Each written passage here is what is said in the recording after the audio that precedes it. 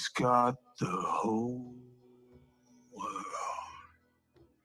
in his hands.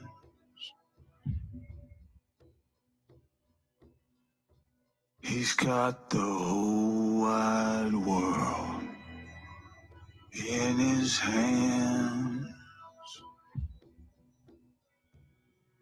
He's got the whole world in his hands. He's got the whole world in his hands.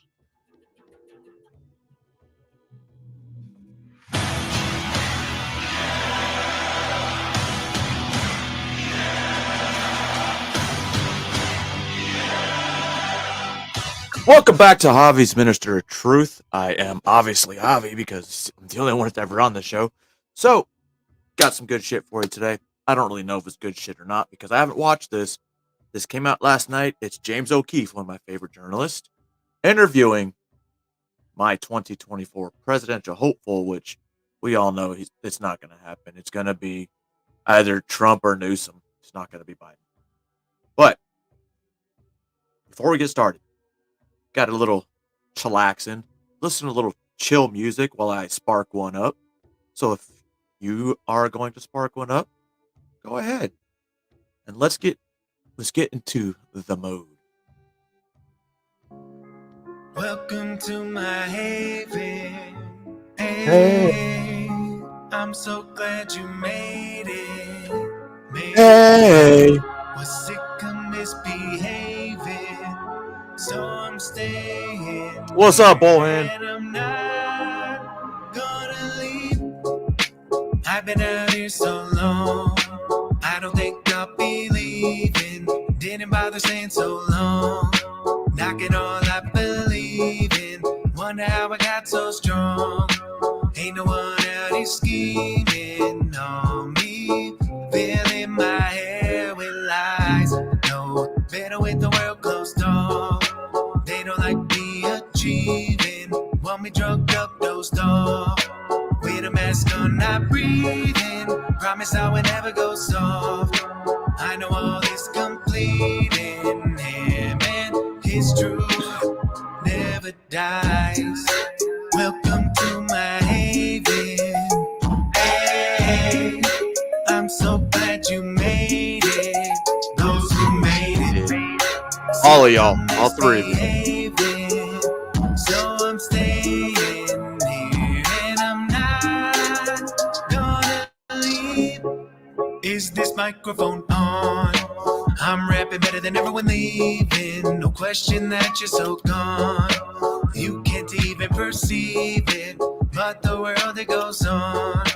Doing this when you don't believe in it is why I'm leading at the end of the day. Yeah, chopping when I'm playing no long. Say you can if you dream it. Too much time with a channel on. Just enough to find that demon. I know I don't belong. Oh, I belong. You don't like me, I but I need belong. that freedom. Lead me away. Welcome to my haven. Hey, I'm so glad you made it. Those who made it. Sick of misbehaving. So I'm staying here and I'm not gonna leave. Welcome to my haven. Hey, I'm so glad you made it. Made it. Was sick of misbehaving. Forgot I moved my camera. So I'm staying here and I'm I'm not gonna leave. Motherfuckers, I'm here to stay. Might not like my show, don't give a fuck, but I'm here to stay. But those of us that love Gen Z know that Gen Z obviously doesn't know a lot of fucking history. So, Man vs. Street decided to go on the streets and ask, Gen Z, anything about 9/11. And before we get to this, I legit asked my kids about 9/11 yesterday, and they told me exactly what I wanted to hear which means I taught them right. But I also taught them about September 11th, 2012, which they didn't know about, and now they both do. Um, so obviously not all of Gen Z is retarded. I think my kids are part of Gen Z, or is there something after Gen Z? I know my daughter's a millennial. I'm not sure about the other one. But anyway, let's get to this man versus street. Who attacked us on 9/11? Some guys did something. Anyone? I'm gonna go no. Do you know what's going on this Monday? I do not. It's 9/11. Okay. I didn't know the date. Do you know what's happening Monday? No. Wait, so what you're telling me is she did not know the date of 9/11. Okay. Do you have any guesses? That was me. Apparently the CIA doesn't like my... Really? Does 9/11 affect you in any way? I'm gonna go no. Do you know what's going on this Monday? I do not. It's 9/11. Okay. I didn't know the date. Do you know what's happening Monday? No. Do you have any guesses? I'll be going to class, but I don't. It's 9/11. Is it? Yeah. Do you know who attacked us? A Middle Eastern country. Not sure. Oh my actually. god. Terrorists. I don't know specifically. am I gonna sound dumb if I don't know the name Yes. of the terrorist organization that did it? Do you know what area they're from? Who they might be? Is Saudi Arabia. Afghanistan? No, it wasn't. Saudi Afghanistan, Arabia. 'cause I don't remember. One of them. Yeah. Do you think we deserve to be attacked? No. Don't let them be confused. A lot of the pilots were Saudi. Osama bin Laden himself was a Saudi. They went to Afghanistan because they knew the Taliban would protect them because they got asked, hey, can you protect us? And of course they're going to be like, well, since you asked us first, why not? Okay. Why not? I guess we're still worrying about 9/11 as we speak, I'm guessing, right? It's not so much that we deserve it. It's What that the fuck? should we be surprised that groups take action against us when we meddle in other countries' politics in ways that harm people? How should we change our narrative worldwide? Get out of other people's business where we're not needed. It's very Trumpian of you. Trumpian. Yep. Should we have gone to the Middle East and leveled everything after that? I don't think so. Is that like a warranted response? No, oh my God, not They at all. all sound like What Trump. should we have done? I don't really have that answer, but I can tell you that, launching an illegal war based off of false information, killing hundreds of thousands of innocent people and children, and causing, refugee crises that we are dealing with now, Like Ukraine? definitely was not the response to that. I don't think violence is ever the answer. So What should we have done? Well, responded with a strong. you know how they say knowledge is half the battle. Do you know what the other half of battle is? And obviously, I don't think she realizes. Fucking brutality. Fucking brutal violence. Young men go to war to die, while the old men fight. Strongly worded letter or something like that. Please don't destroy our buildings and kill people anymore. Yeah. That shit Does don't. 9/11 matter to you? Yeah, I mean, oh my God. I mean, I know that the memes are pretty popular, but a Me? lot of people died. I think like 3,000 people in the Twin Towers alone. And that's awful. A lot of, Islamic people died in those attacks as well. So Oh my god. yeah. I mean, it didn't affect me personally. It kind of made us realize the threats outside of U.S., which caused the U.S. military to go out and try to subdue the threats out there, which ultimately kind of I wouldn't say fail, but It did. we Go tried. ahead. Say it. We went out there. Yeah, we went out We there. threw our best shot. Does 9/11 affect you in any way? I'm gonna go no. I wasn't born. Or yeah, personally, no. I wasn't born. How many years were you born? Later were you born? I was born in 2004. Okay, so 3 years after. Yeah, 3 years after. So were you born after 9/11? I was born in 2004. I was born in 03. Were you born after 9/11? I was, yeah. How many years? 4. 2001, so 4 years. Yeah. Jesus So Christ. No wonder Anything they else don't on know about it. 9/11 is coming up? I just Big Monday, guys. Big like, Monday. let's stick together. Wow. Well, Jets and Bills. Yeah. All right. All right. Thanks, man. Appreciate it. What's up, Tiny? So yeah, as you see, a lot of them didn't even know what the fuck 9/11 was. Well, I'm sorry, they did know what it was. That one girl didn't know what date it was, but nobody knows what really happened. But you can watch the news. The news tells you what happened, or you can watch my video from yesterday, and I can tell you what happened, or you can watch my videos from way back, and it goes into my whole reasoning behind 9/11. But I digress. My kids are not know a lot more than they do, which is pretty weird. Not weird because look at me. Now this is why we're here. Well, that's why I'm here. You guys know I like to play a lot of OMG James O'Keefe videos because investigative journalism is amazing.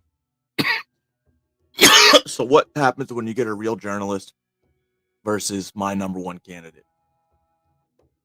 These should be some really good questions, and hopefully Vivek comes out looking stronger than he did. Soros affiliated, and people are saying, be careful, James O'Keefe, of this guy. He's secretly a Democrat. What say you? Because they're worried about me. So first they ignored me. Now they say, okay, this Right. guy might actually just come out. They want to know. The funny thing about this, they were talking about candidates like AOC. There was never any smear campaigns by the any side really for AOC. But this guy's running, and they get full media attack on this guy. Full media attack on Trump back in 2016. Full media attack on RFK. The guys that they're afraid of are the ones that they'll personally attack every time. Yay. What's up, Nunya? Know you. I think Exactly. people, just like with me, they want to know what's in your heart, what's in your And soul. I'm naturally a contrarian. There's a part of me that if the pack is running in that direction, I'm going to go in this direction. Just think through some of those positions. Lay off 75% of the employees in the federal government. Ain't start shit over. Do you think that makes it easier or harder for me to secure donations from people who are in my own prior network? What made you that way? What is it about you? I think maybe that's what people want to know. Yeah. What is it about you deep inside that drives you to do those things that other people don't do?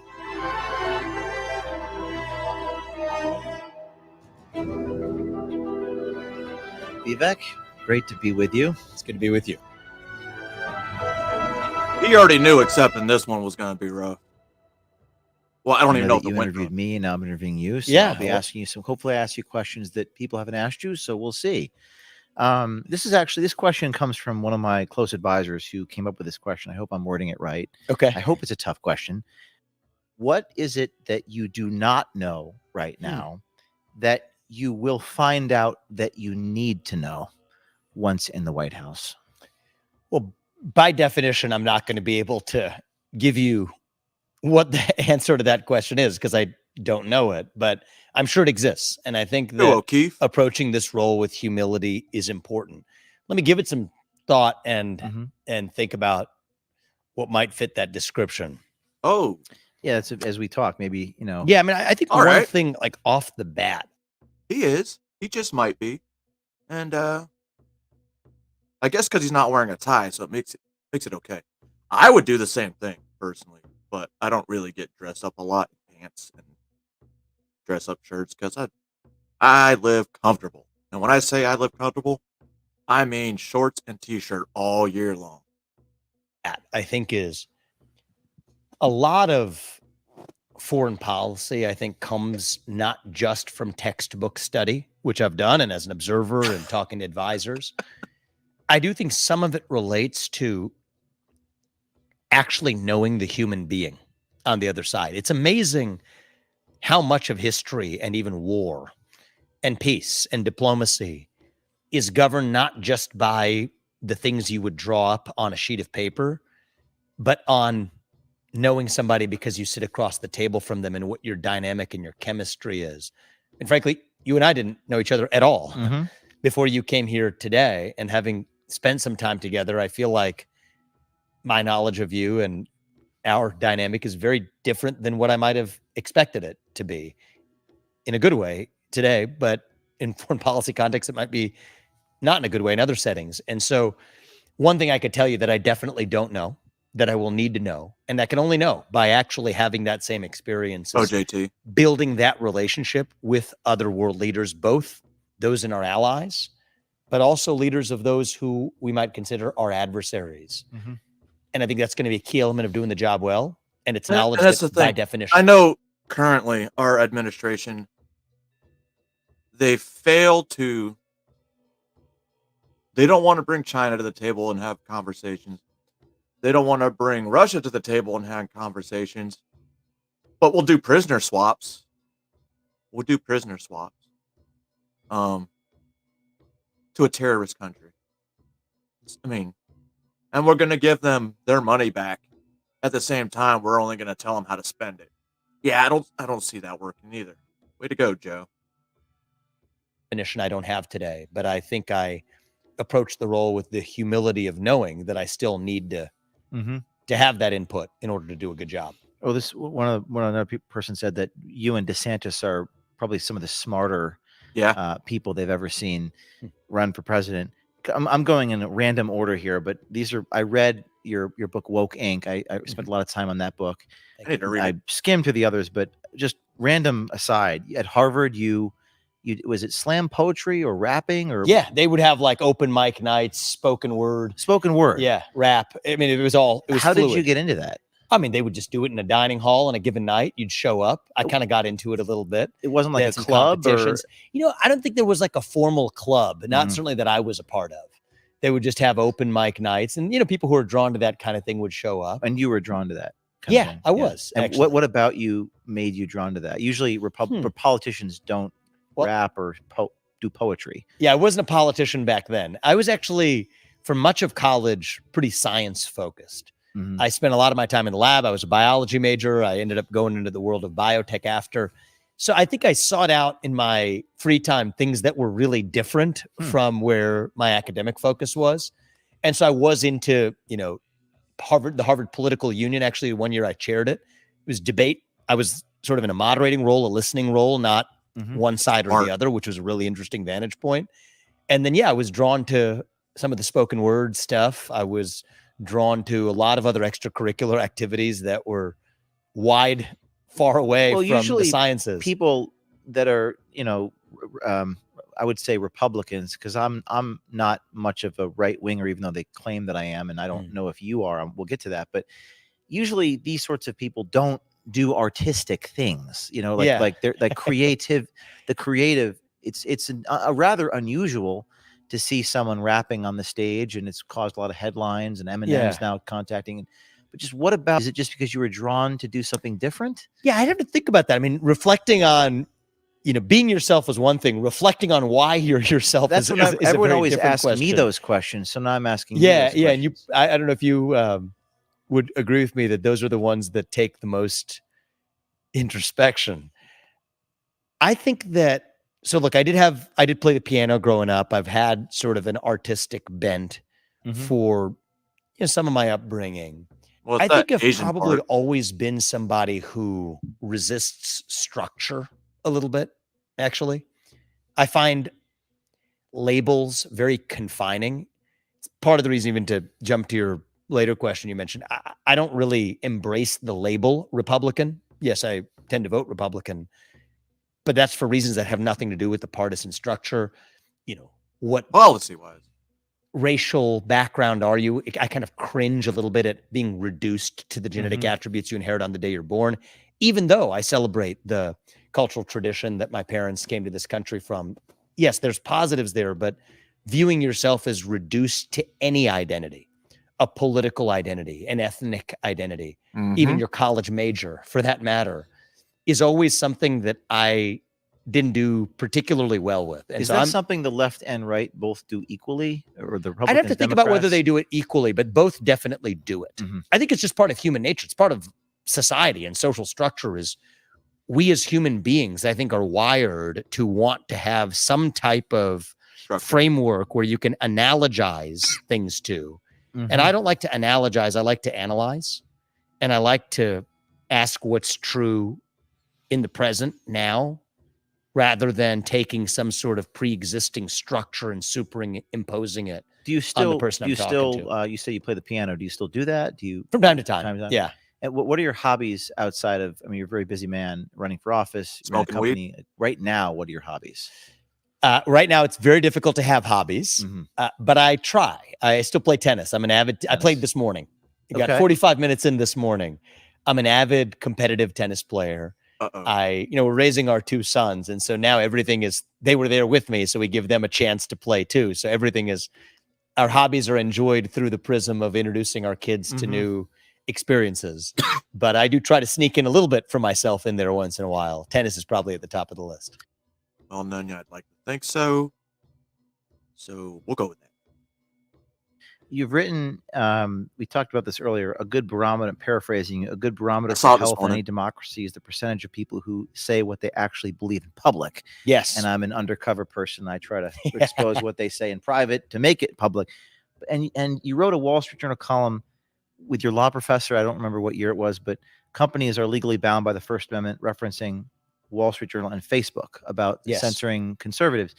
And you wrote that it created such a backlash that 2 of your advisors at your then company, the name of the company was Roivant, was were backlash that a close friend of yours, even I think you mentioned, don't ruin it for these people. They were so upset that you wrote this article, and I was reading that, and we all know what that's like in society, that is sort of cancel culture. But what that particular experience that you went through, you wrote this comment, it wasn't a particularly controversial thing you were saying. You say people should have a First Amendment right on Facebook and Twitter, but it caused such consternation with people close to you. What is that psychology that would cause people to do that? It was a particularly fraught moment in the country. So this was in the days after January 6, 2021, that my former law professor and I wrote an op-ed, which made an argument that's actually accepted as mainstream today, but it was described as a conspiracy theory and a kook legal theory at the time, which was that if the government pressures a private company to do something that the government could not do directly, like censor speech that's politically protected, then the action of that private company is still bound by the same constraint as the federal government. That includes the First Amendment. And so we went through case law, and it was interesting. It was pretty academic. There were these railroads back in the day that wanted, during the war on drugs, what the government wanted was to search and seize past drugs from passengers, but the government couldn't do it directly. So they told the railroads that, you know what, we will give you a special form of immunity, such that if you, as the railroad, the private company, search your passengers, your employees, they can't sue you for doing it. We, the federal government, will give you that, but we're not doing it directly. The Supreme Court said not so fast. That's still state action in disguise. The Fourth Amendment still applies. So, there was this argument. There's a bookstore owner that wanted to sell a book.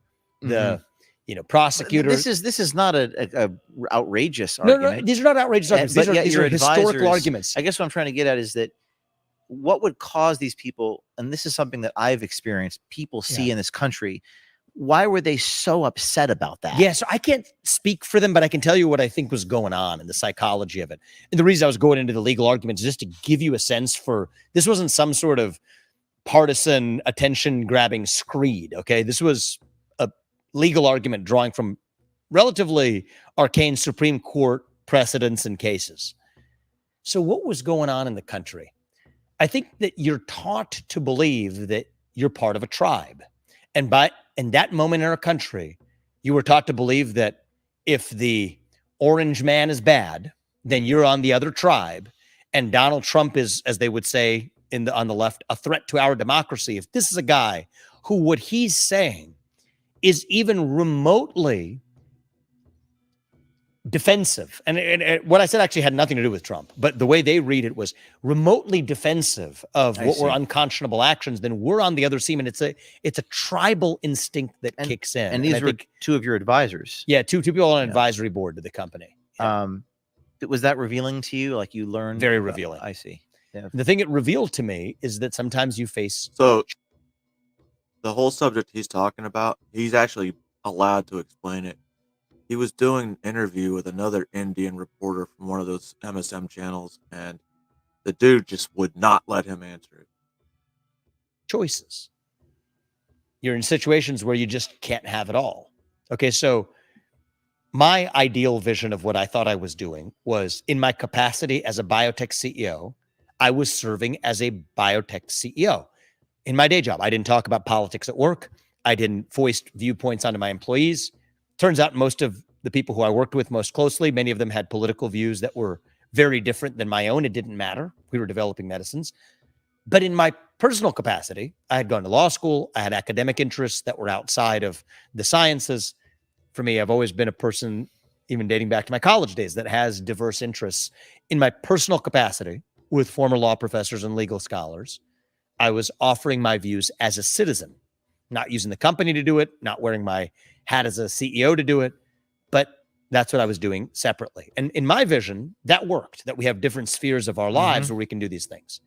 What I realized is that that works if you have certain views in your capacity as a private citizen, but not if you have certain other views. And I happen to have some of the views that you couldn't hold in your personal capacity if you wanted to be the CEO of a multi-billion-dollar company. Do you think that's changed though now? Because even I think in it's changed a my own little bit. experience, it was impossible for me to have a life outside of the alter ego that people established of me. James O'Keefe, Project Veritas. If I have a go on a sailboat for an hour, it's so is that now the case that you are completely embroiled with your corporate?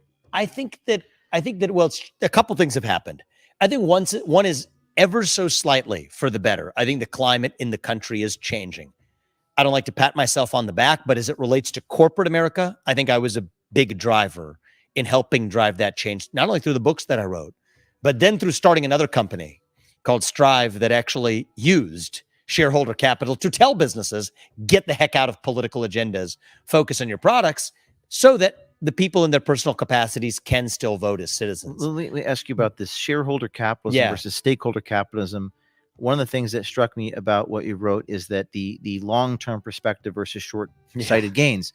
As a columnist at Rutgers, which I was a newspaper columnist, I wrote about this, which is this idea of just short-sightedness. And is it Klaus Schwab that said companies do not have to stop pursuing profit for the shareholders? They just have to shift to a long-term perspective. I think that was Klaus Schwab who said that. And you got your start by licensing drugs from pharma companies that were, correct me if I have this right, far more financially better off, but succumb to short-term pressure to cut R&D. Is that correct? And these are billion-dollar companies. In a similar vein, I've always been wondering, like, I'm a scrappy, we started with no money and was able to do things that large billion-dollar ABC News, CNN refused to do or unwilling to do. Is there a analogy there in your world with these billion-dollar pharma companies not willing to do these things? I think there's an analogy between your world and mine in that when you have corporate behemoths, what happened is somebody who's working in that hierarchy, they don't get personally the upside of taking a risk, like, say, a medicine that they should develop that other pharma companies don't want to. If that succeeds, they don't participate in the upside. But if they fail, they look bad. They might lose their job. They might get a budget cut. So they just sit on their hands and just do what everyone else does and follow the path. Oh, the flow. Got it. That creates an opportunity, be it within a media company for people who behave that way or people in a pharma company who behave that way. That creates an opportunity for entrepreneurs to say, okay, I'm going to go in the other direction of what they leave behind, thinking for the long run rather than just on short-term annual budget cycles where you take that risk. Like the government. Now, what's happened is the proponents of stakeholder capitalism. Just in case you know, still haven't funded the government for the first quarter of next year, even though I just said first quarter. The new year starts October 1st, but they don't have enough money to run the government. But they can take month-long breaks. Right? Those who want to say that we have to take climate change and racial injustice into account if you're running a business. What they said initially was that profit should not be the sole goal of a business, that a business should actually care about social agendas that governments weren't addressing. Right? Larry Fink, the CEO of BlackRock, used to say businesses have to earn their social license to operate. If Trump pulled out of the Paris Climate Accords, business leaders started saying, oh, we have to step up to address climate change instead. But then folks like me said, no, you can't do that as a business leader because that's not your role. You have a fiduciary duty to your shareholders. What they then started saying is, okay, never mind what we said before. We're just going to change our tack a little bit. What they started then saying is, oh, no. We're just looking after the long run interest of the firm. Right? Using these social variables. Yeah, to say that actually, if you're going to be the CEO of a media company, or an oil company or a biotech company, you still have to take climate change into account when making your business decisions because you're thinking about the long run. Well, that seems like a It's possible BS. fig leaf. I mean, it's a fig. well, It's made up. But even But 20 that's what years they ago, say. I was wondering as a young cub reporter, how does Wall Street focus on long-term perspectives? What They is your answer to that? Like, because most of these companies do seem to be loyal to the 30-year-old analyst every quarter. Yeah. So what type of company, forget this social climate change and Black Lives Matter, just pursuing the long term, like how does a company do that? Is that the culture of the firm? Or a big part of it's the culture of the firm, big part of the history of the firm, big part of it is having leaders. The person who leads the firm, a CEO who actually says, I'm committed to the long run without the short-term undulations. The thing with that, And though, then is some of like it- a lot of the leaders, this is, I guess in the corporate world as well, a lot of leaders, and this is from my perspective on my side, where my lifestyle, I guess, you have a lot of people that want to be in leadership roles because of the money, but they don't know how to lead people. They don't. And then when they fuck shit up, they blame it on their own people instead of themselves. That's not a leader. Not at all. That's being a bitch. And that's what our government is right now. some of it has to do with the shareholder base.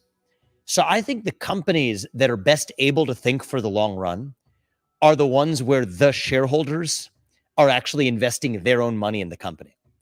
That might sound like a basic thing. Well, what do you mean? Yeah. Invest their own money? Isn't that how it usually works? The answer is no, that's not how it usually works. They invest your money? Most shareholders of public companies in America are firms like BlackRock and State Street and Vanguard and so on that aren't investing their own money, their balance sheet money or their owner's money. They're investing other people's money through passive index funds and otherwise.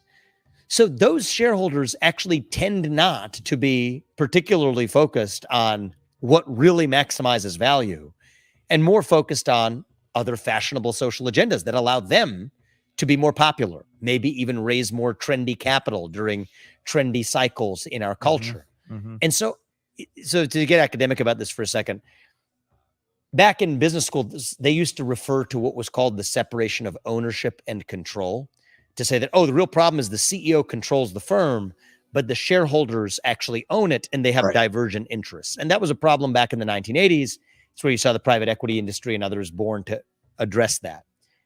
The real problem today is what I call the separation of ownership from ownership, where the people who show up as the shareholders of public companies in America, they're not the actual shareholders.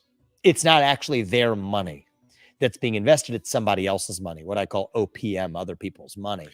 That's the real problem. So if the owners of the company are actual shareholders, Yes. they're more likely to pursue a long-term path. Exactly. I'll give you an example. Short-term. Like Warren Buffett. I mean, we don't share Value politics and investing.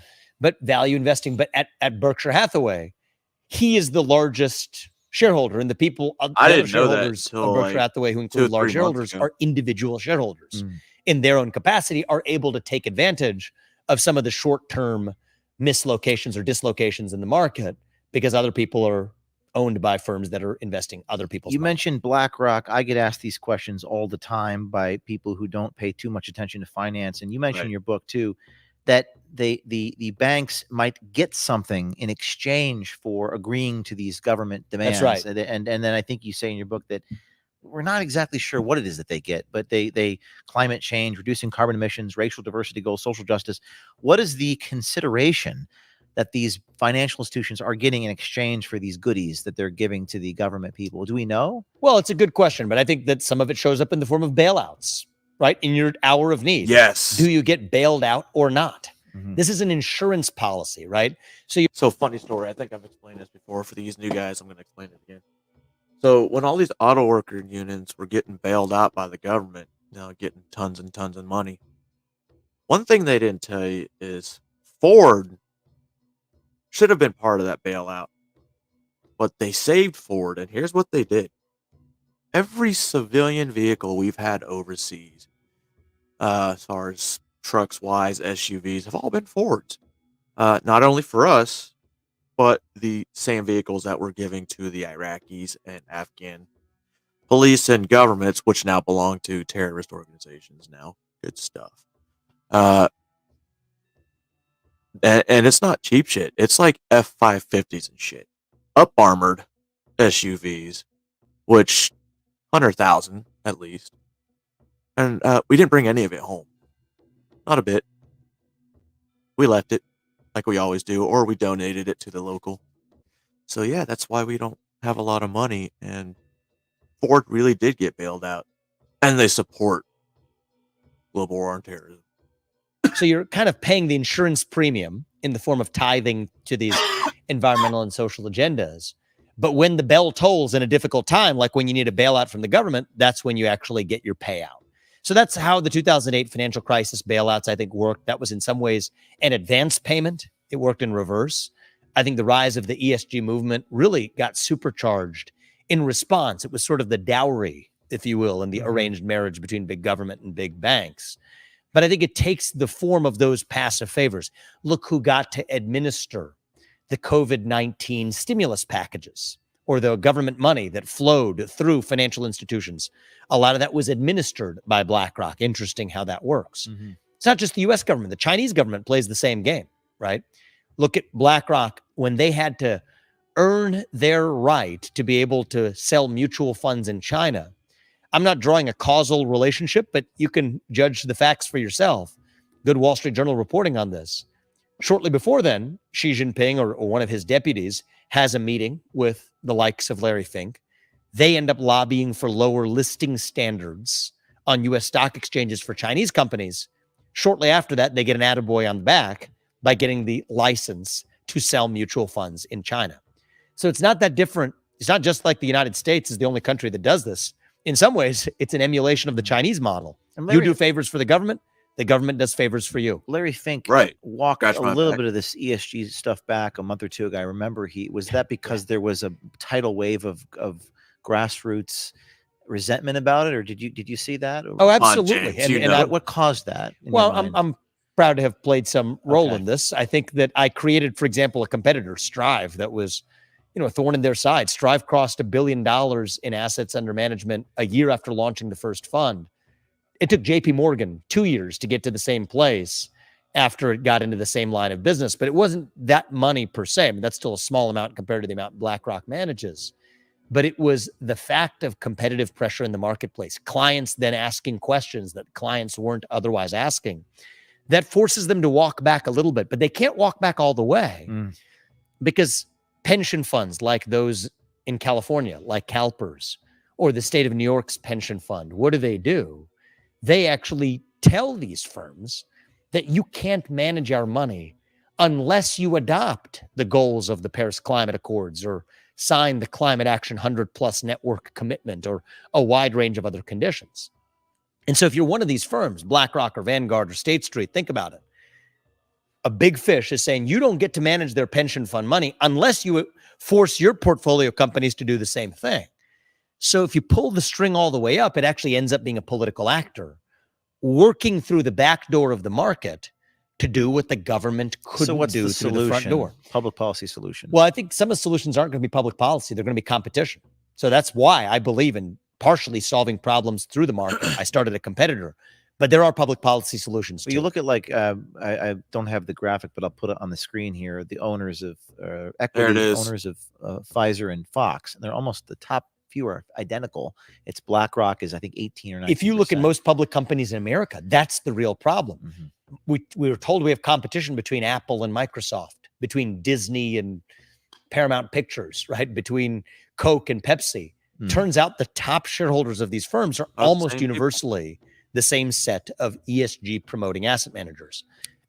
So a couple solutions I would say is, one is, let's just start with the easy stuff. The Biden administration changed the rules.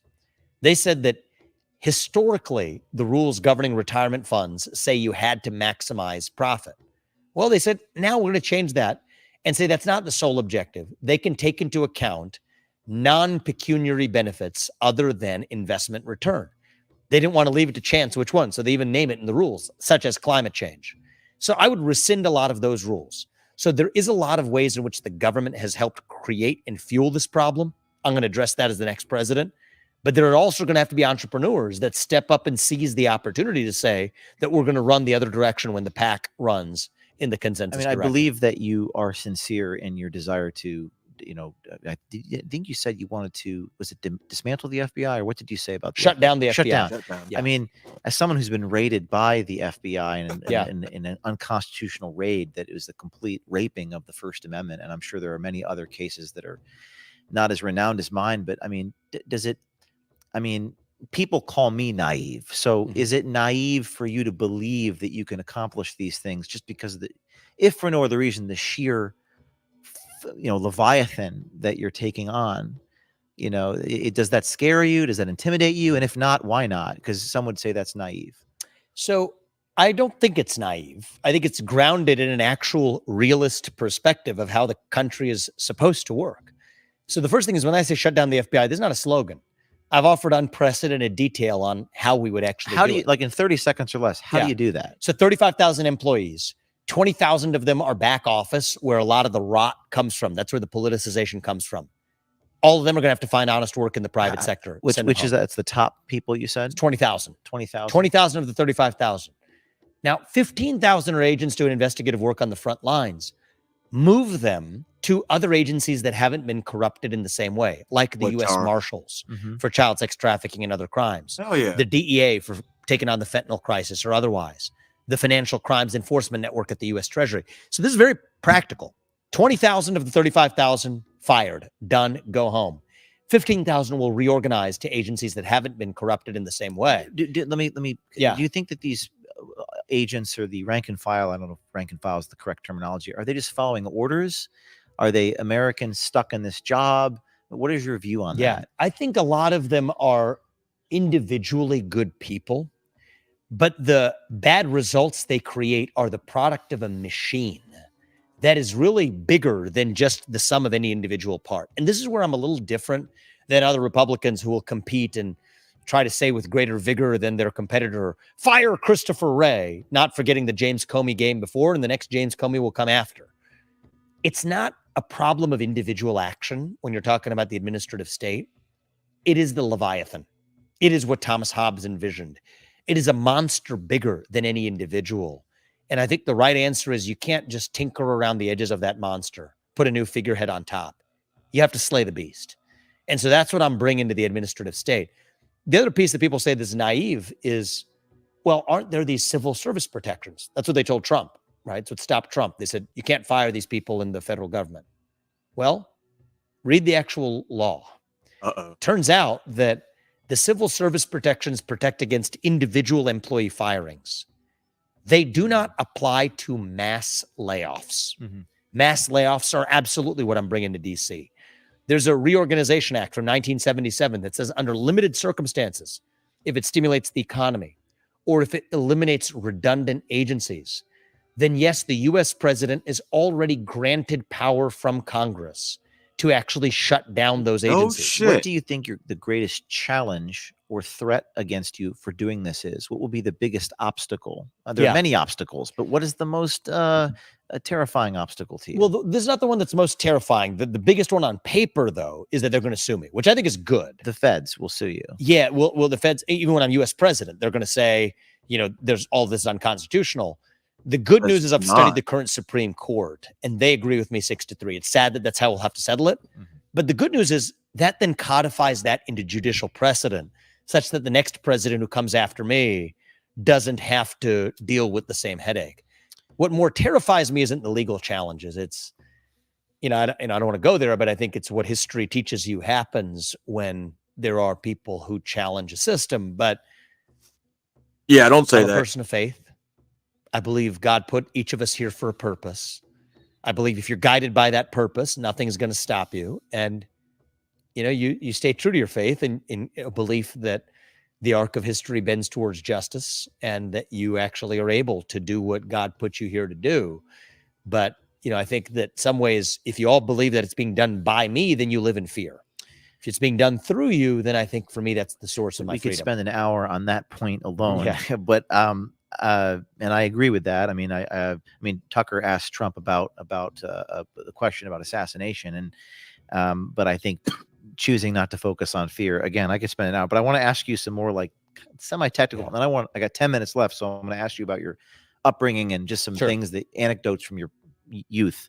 Administrative state and then managerial class. Yeah. So I've actually experienced this in my own life, even in hiring, like just trying to run a company, like, you know, 80 people.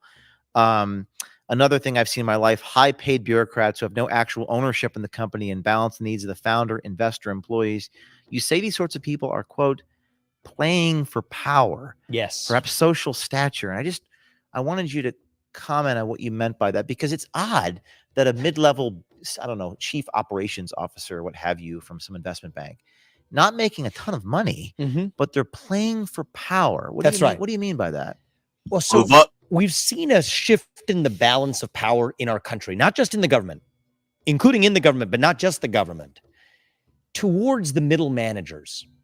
It's a horizontal managerial class. The same person who's the deputy undersecretary of God knows what in some three-letter agency is the same kind of person who becomes the associate dean of something at an elite university, that gets the ambassadorship to some second-rate country abroad, that also becomes the person who sits on the board of directors of some publicly traded bank. That is the horizontal managerial class that wields more power today than often the actual proprietors.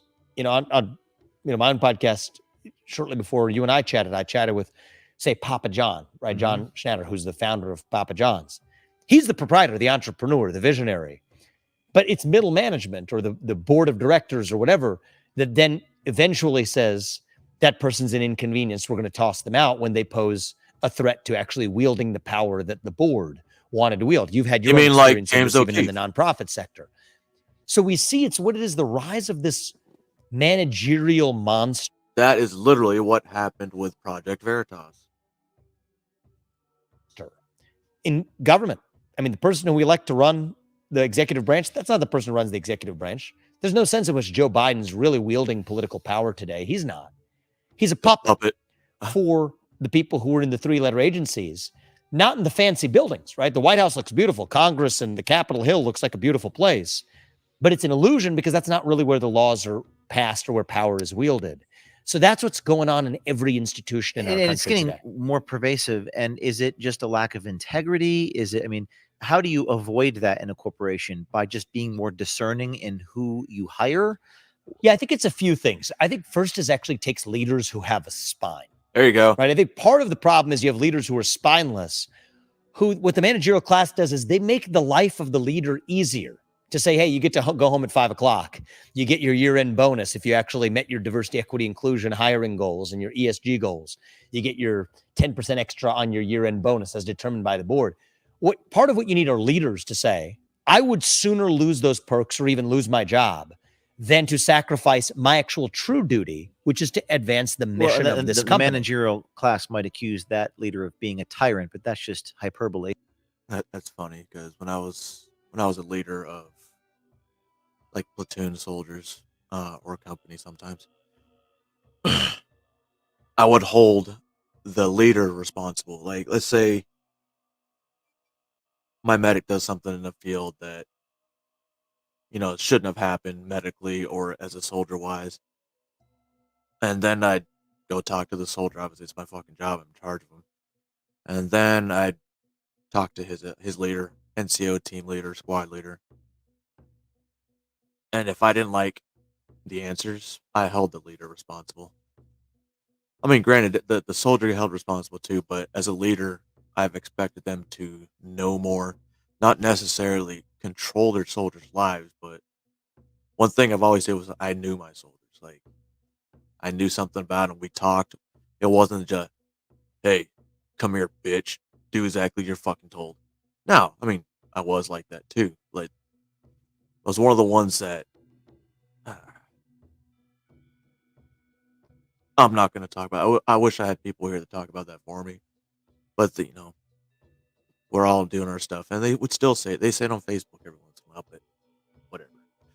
Back to the video. That's just a deflection. That's always a deflection. Of course it is. And it's been, I've seen it many times. It's a deflection. But in many regards, the leader needs to be, maybe wrong word, but even more of a tyrant to prevent these managerial class Even people more from, true to the North Star of what the purpose of that organization which they'll was. call tyranny, but Who it's cares the, what they call it? It's the leadership of the, what- which is more What powerful. they call racist today is actually colorblind meritocracy, right? What they call, war is peace is the moment we live in right now. Orwellian. It's very Orwellian. Is the administrative state or the managerial class, which is more powerful in the country? Well, they're part and parcel of the same. See, James, that's what I would say is the administrative state is the example of the managerial class at work in the institution of government. Mhm. In the institution of the university, it's the new managerial class of the associate deanships of God knows what. In the private sector, it's the professional boards of directors and middle management and the HR bureaucracies proliferating like a cancer through corporate America. So in different institutions, the managerial class presents itself in different ways. In the federal government, that's through the three-letter agencies in the deep state that resides within. Going back to your, I guess it's not childhood, I guess it's post-college, I don't know, 2006, you talk about Goldman Sachs in your book, which has a very near and dear place in my heart for reasons I won't get into. Okay. Golden rule, quote, he who has the gold makes the rule. Wow. And Interesting how that works. You also mentioned people say, I work for Goldman Sachs, like it's an impressive thing. But this was not almost 20 years ago. I almost feel like if someone says they work for Goldman Sachs, it might be used as a mark against them now. Today, yeah, but Do you there's think new that's- versions of that. There's There's- new versions like of what? it. Well, I think that for a while it was I work at Google. I'm an engineer at Google, right? And Google's engineering talent used to be really high, but it eventually came down. It was a money printing machine. It almost didn't matter who their engineers were. It could be the person with purple hair who walked in and added to the diversity quotas because they're part of a alphabet soup of new identities that helps them in their diversity rankings, but it still allows them to go home and say, hey, I'm an engineer at Google. Now that's actually fallen to one side too. So then it's going to be the new thing. I work in clean energy. That's probably what it is right now. It always changes. I work in clean tech. Yeah, whatever it is right now. It's the cachet of. It's the cachet. Yeah. But back in at the moment. 2006, when I was a junior in college and got that internship, it was to say, I work at Goldman Sachs. And right? you mentioned that an was anecdote the where they equivalent had of it. like a day to clean up the park or something in New York City, and your colleagues, and just just briefly tell what you it's witnessed. kind of a funny story. So, they say you take a day, they call it service day. Everybody shows up. You know what? They decide that nobody's actually doing service. Everybody's chit-chatting, office gossip, deal talk. The boss, the head of the group, is supposed to be there leading the way, nowhere to be found, shows up an hour late in his Gucci boots and says, hey, let's take some pictures and get out of here. Everybody laughs and leaves. That's the sort of thing I would covertly record and do an investigation on. If you would have actually had a field day with that. Did that dishearten you? Did that make? How did that affect you? I thought at the time it wasn't like I was like, oh my God, I'm so disillusioned. What happened? I wasn't that naive. You already see it. By that point, you're not surprised by it, right? It's sort of a combination of amusement and disappointment would be the way that I describe it. And also, I'm 21 years old. I'm not even 21 years old. I remember I turned 21 that August. I was like, that was interesting. In some ways, I guess it wasn't that interesting because that's unsurprising. This is exactly what I would have predicted. But still, when you see it hit you that starkly, you're like, Well, Twitter didn't even yet exist in 2006. So I wonder if the machinations of people, they'd be a little more cautious to engage in that sort of behavior. Yeah, I think so. But if you ask somebody else who worked at that type of Wall Street bank back in the mid to late 2000s, they would tell you that story wasn't surprising, right? People with different political views from mine, but who worked at Goldman even would say, yep, that sounds about right. And it's not surprising. And so it's the ennui of it, right? That's almost what makes it remarkable. Not that was such a remarkable story. So in a certain sense, like take your incident of that guy who worked at Pfizer that you caught on tape. This wasn't one of The one those that got him incidents, fired, literally. right? There was no bang at the end of it that really would go viral in the same way. It was almost, as they say, this is how it ends, not with a bang, but with a whimper. Yeah. T.S. Eliot. Yes. So one of the wasteland stuff. That summer was the wasteland, to borrow the name of the T.S. Eliot poem. T.S. Eliot. This is the way the world ends, not with a bang, but a whimper. Yeah. So a lot of people on the right are challenging you, and they're saying like, "Oh, you're Soros affiliated," and even I talked to some person I saw I get interviewing this you, and all the time now. I'm sure you does. probably. I Oh mean, I'm my trying to goodness. ask a different question than you've been asked, so I'm trying to word this Oh differently. my God, I've been asked this one like about I know, 500 times, but it's okay. But let me It's okay, though. in the couple minutes we have left, just answer this, and I'll probably ask you a follow up. But like, people are saying, be careful, James O'Keefe, of this guy. He's secretly a Democrat. Okay, so what say you? What's leading people to believe that or say that? So of course, my first reaction is one to be just like defensive and say, no, here's all the reasons why you're wrong. It's very frustrating. There's an element of it that's frustrating, but just think about it for a second, and then I get it. We have been lied to for a very long time by people who have been running for office to get something for themselves, or not even running for office, making an extra buck. And so I don't begrudge anyone anymore for earnest skepticism. I do begrudge some professional politicians and super PAC types that then use this to cynically exploit people. That bothers me more, and that does happen. So there's people that are saying that about you might be being exploited by a super PAC. Or Exactly. So don't be exploited by anybody, is my view. Don't be exploited by mainstream media. Don't be exploited by right-wing media. Don't be exploited by some super PAC. Independently make your judgment. And then, yes, that requires everybody, including me, to be on the receiving end of some skepticism. Good. What is the thing that they're thing. latching onto that would lead anyone to believe that you're a secret Democrat? Not that you are. I mean, they're what's the fact that they're latching on to? So I could give you a bunch, right? And I think it's important that people understand this. The latest one over the last week is when I was 18, freshman at Harvard. Al Sharpton came to campus, and it was during the primary. And I said, well, why should I vote for you if you have the least experience? A little bit ironic now, but why should I vote for you because you have the least experience? But that presumed that I was going to vote in the Democratic primary. Gotcha. This guy's a Democrat. He's asking a question framed as though he's going to vote in the Democrat primary. I see. Two things I would say is, one is if there's an 18-year-old who did vote in the Democrat primary and then goes through his 20s and then his 30s and then has life experiences that lead him in a different direction, great. That person probably has more conviction than somebody who was just reciting their slogans. Now, it turns out that wasn't me. I was a guy who was already put off by what I saw, but I also didn't love George Bush, and I was against the Iraq War. Is there a recording of this? Yeah, Okay, there's a recording there's of a this, video right? of it. And so I ended up voting Libertarian that year, right? Because I was against the Iraq War. And so that was kind of not really a Republican position back then. But as I said, I don't care for these labels. There was a scholarship that I won back in 2010 by a guy who was related to George Soros. His last name is Soros. It was his brother who made his money independently, who's dead, by the way, that offers a generic scholarship, or they're one of the funders of a generic scholarship that at the age of 24, I unthinkingly accepted $50,000. I'll take that. And that's what I took. And when people on the road or whatever, I'm sure little old ladies bring this up to you. And that's the Soros connection. Are you able talking to, about. Yeah. what is that interaction like? Or do you convince them, or are they begrudgingly skeptical, or what's I think people earnestly show up. They don't know what to believe anymore. And I don't blame them. We're just constantly fed lies 360 degrees. I think when we're in a room and we can earnestly, and my job is how that works. I'm as transparent as I can be. I've put out 20 years of tax returns. I'm just doing things that no presidential candidate You've done more has. interviews. You do every interview, which is highly unusual, but it's worked for you. Agree, disagree, left, right. How do you criticism. find the time to do that? Because I can't even do every interview, and I'm in the interview business. How do you do that? I think it's your job. If you're running for U.S. president in this kind of era where people are constantly fed lies, the most important thing I can do is to take, actually, the ones I turn down are the easy ones. I mean, the easy ones, we don't need those, right? That doesn't add to the discourse. But if somebody actually is going to hit, that's why. Right before here, I came off an interview. Unfortunately, it wasn't a very good one in the sense it wasn't conducted well, but it was by this MSNBC host who was screaming the whole time.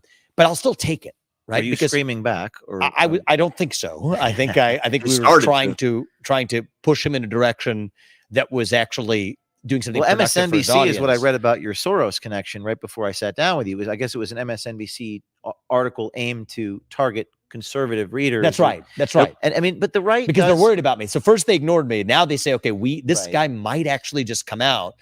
And there's some articles on the left saying that now Vivek Ramaswamy is scarier than Trump. So they're trying to play the PSYOP game in reverse. Well, the right finds conspiracies sometimes where they don't exist, but I don't. And sometimes where they do. Sometimes where they do, and most of the time, usually it's correct, but some of the times it's not. I would say 1% of my comments are like, he's controlled opposition. There's there's almost like this policing. Yeah. There's this mechanism that wants to cleanse. That's And right. the right is not very cohesive. Conservatives are not cohesive. They're not. They're Hell no, they're extremely not. competitive, very envious. So I don't know what your thoughts are on that. As someone who's ostensibly a conservative, maybe you are. I know labels are nothing, but I mean, I in today's climate, I want to define what it means to be a conservative. And yes, I am a conservative, somebody who wants to conserve the values that made this country great and revive them. Sure, I'll take that label for the purposes of where we are. But right the now. knives are out for you. The knives are out. But this is to be expected, right? Anytime there's something new, I mean, people might forget this. Remember, they said Trump was a Hillary plant. So you roll that back. And Trump went through his version of this, right? Why? I think he gave money because he had actually gave given money to everybody. But he gave money to everybody, to but us too. but he gave money to Hillary. Yeah. And so, look, there's going to be a natural process of skepticism, but the question is, to what end, right? And skepticism good as long as you know to what end.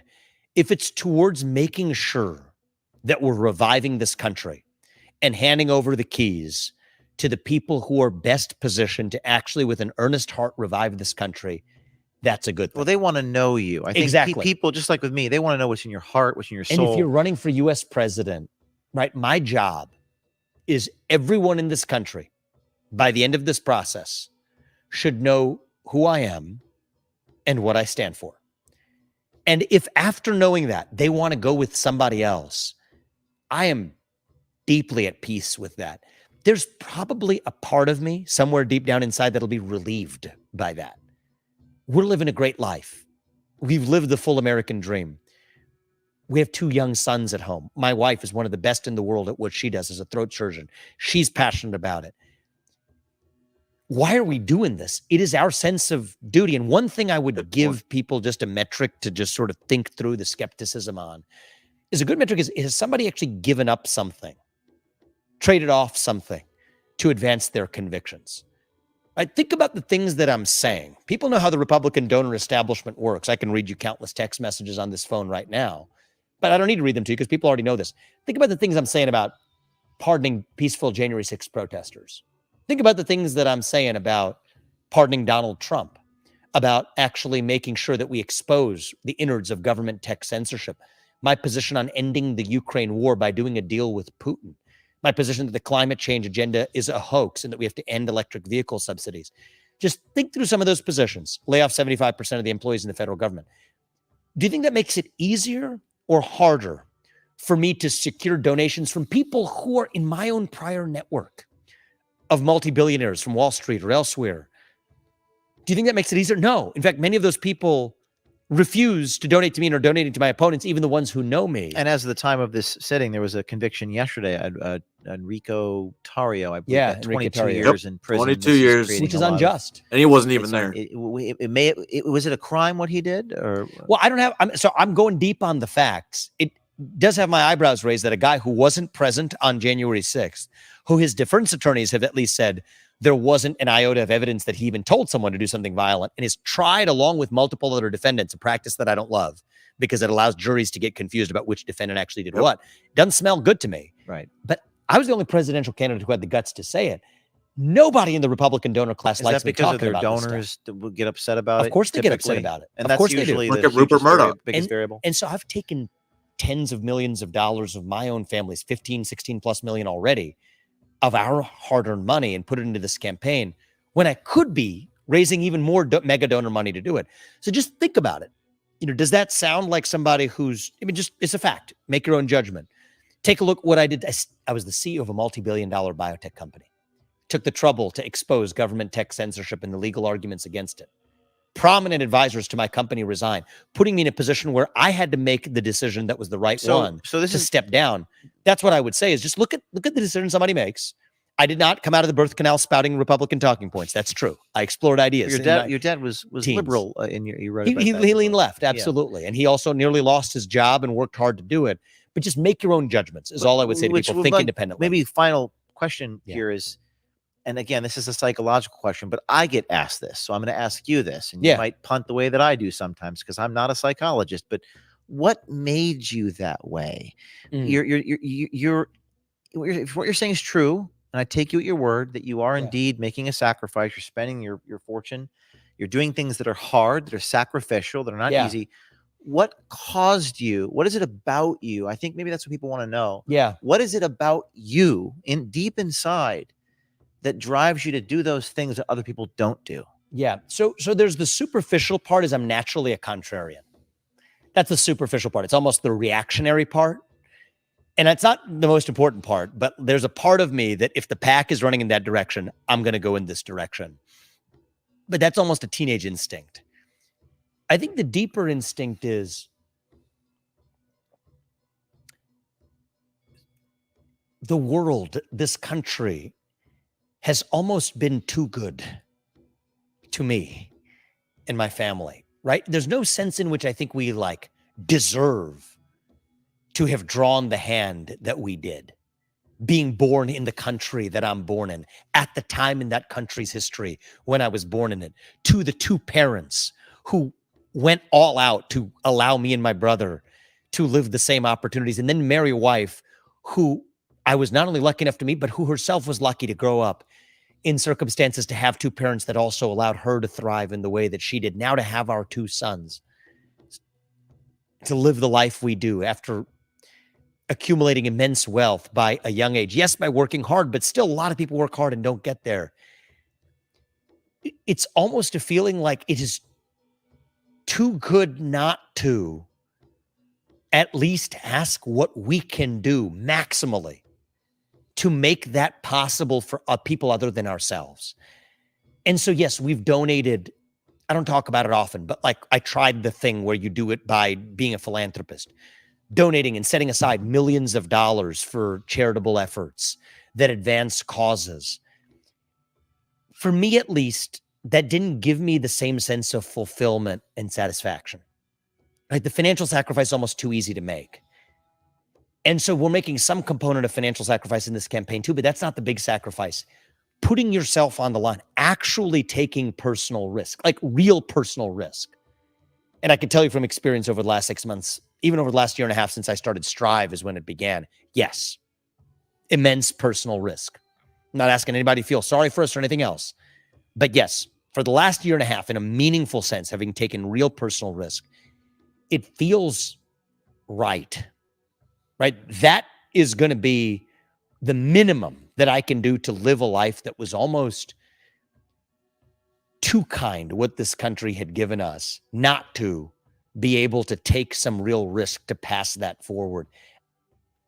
I think that's combined with my contrarian instincts and combine it with that sense of debt of obligation, put those things together, and the chemical reaction that resulted was this presidential campaign. And I think that's the best I could probably give you from a self-psychological assessment. All right. I think that's a good place to end. Good luck. Thank you, Matt. I appreciate it. You know,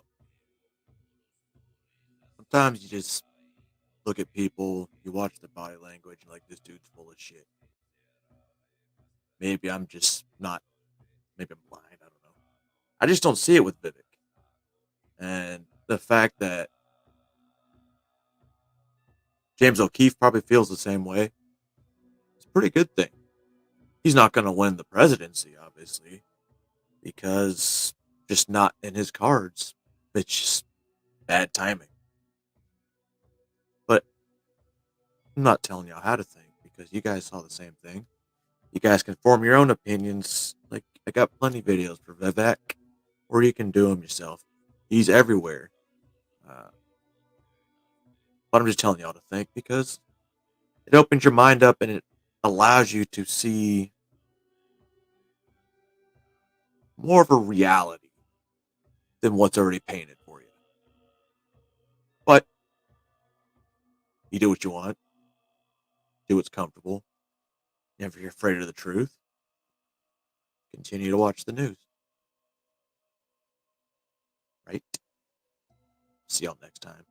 Thank you. You're all the real stars out here. I do this for y'all.